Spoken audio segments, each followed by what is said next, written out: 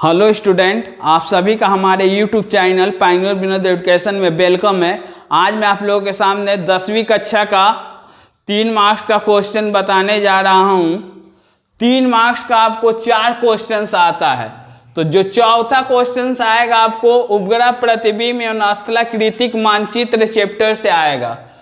तो आप लोग इस चैप्टर को अच्छा से कीजिएगा।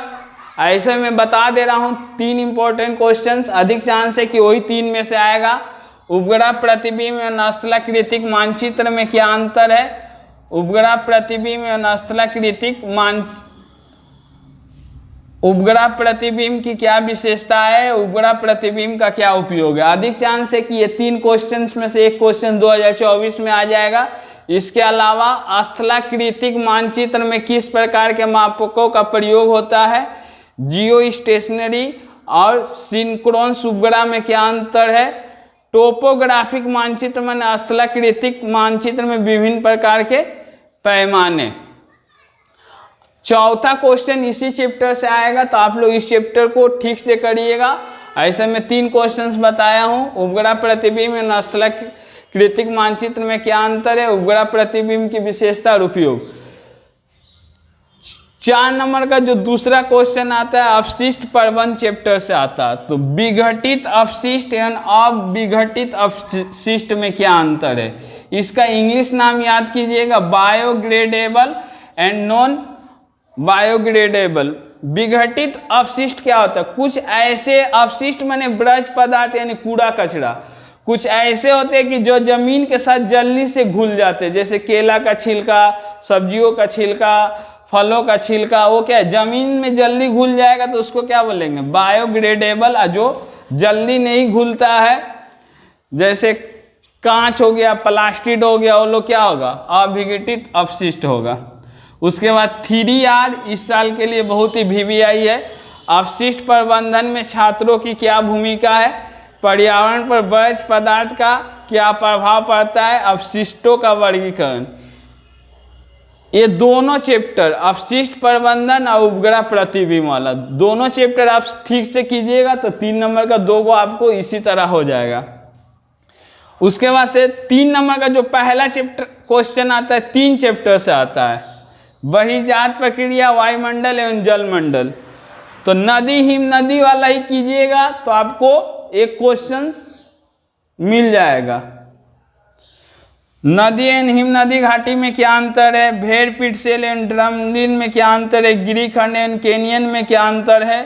3 अंतर, इससे अधिक चांस है अंतर ही देता है। उसके बाद से मरुस्थलीय क्षेत्रों में वायु कार्य अधिक शक्तिशाली या प्रधान क्यों होता है, लटकती घाटी में जलप्रपात का निर्माण क्यों होता है, नदी के मुहाने पर डेल्टा का निर्माण क्यों होता है, नदी के परिवहन के कार्य की 3 विधियाँ।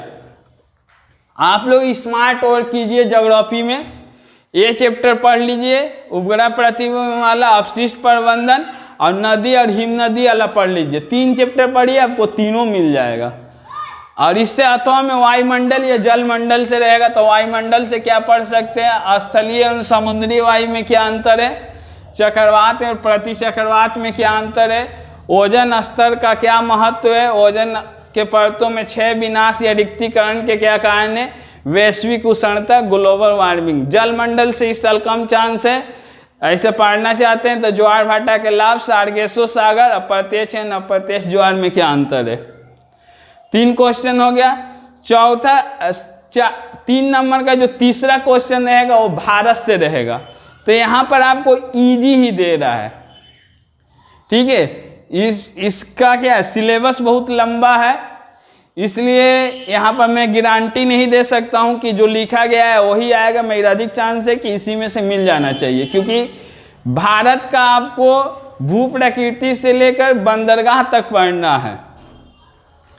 तो इसमें क्या क्या पढ़िएगा, पूर्वी एवं पश्चिमी घाट पर्वत में क्या अंतर है, मिट्टी के कटाव के क्या कारण है, मिट्टी संरक्षण के क्या उपाय है। इस बार बहुत इंपॉर्टेंट है क्योंकि 2023 में वन संरक्षण के उपाय आया है। बहुउद्देशीय नदी घाटी परियोजना, भारत में नगरीकरण की 3 मुख्य समस्या, ये भी बहुत जबरदस्त VVI क्वेश्चन है। अब भारत में तीव्र जनसंख्या वृद्धि के क्या कारण है, गंगा के मैदान में जनसंख्या अधिक क्यों है, बेंगलुरु में आईटी उद्योग के विकास के क्या कारण है? पंजाब एंड हरियाणा में कृषि क्रांति के महत्व, मैंने हरित क्रांति का क्या महत्व? कारोमंडल तट में वर्ष में 2 बार वर्षा क्यों होता है? वृष्टि। जल संरक्षण में तमिलनाडु राज्य की क्या भूमिका है? इससे जो देखा गया है भारत से जो तीसरा 3 नंबर का देता है वो इजी देता है। जैसे अभी पिछले 2 साल का मैं पेपर ले रहा हूँ, पिछला साल दिया था कि वन संरक्षण के 3 उपाय, तो आसान है। सड़क यातायात और रेल यातायात का क्या महत्व है, ये भी आसान है। तो भारत से आप बनाकर भी, छोड़कर मत आइएगा, बनाकर भी लिख दीजिएगा क्योंकि इसका टॉपिक लंबा है। अब इसमें आपको जलवायु भी पढ़ना है, प्राकृतिक वनस्पति भी पढ़ना है, मिट्टी भी पढ़ना है। मिट्टी से आप चाहे तो सभी मिट्टी का विशेषता याद कर सकते हैं, लाल मिट्टी, काली मिट्टी, लेटराइट मिट्टी, जलोढ़ मिट्टी। वन से भी सदाबहार वन का विशेषता, पतझड़ वन का विशेषता याद कर सकते हैं।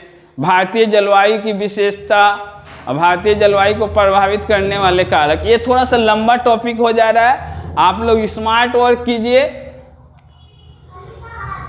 उपग्रह प्रतिबिंब, अपशिष्ट प्रबंधन और नदी और हिम नदी वाला पढ़ लिए। 3 क्वेश्चन आपको 100% मिल जाएगा, चौथा भी यहीं से मिल जाएगा। यदि आपको वीडियो अच्छा लगे तो वीडियो को लाइक करें, शेयर करें तथा चैनल पर नए तो सब्सक्राइब करना ना भूलें।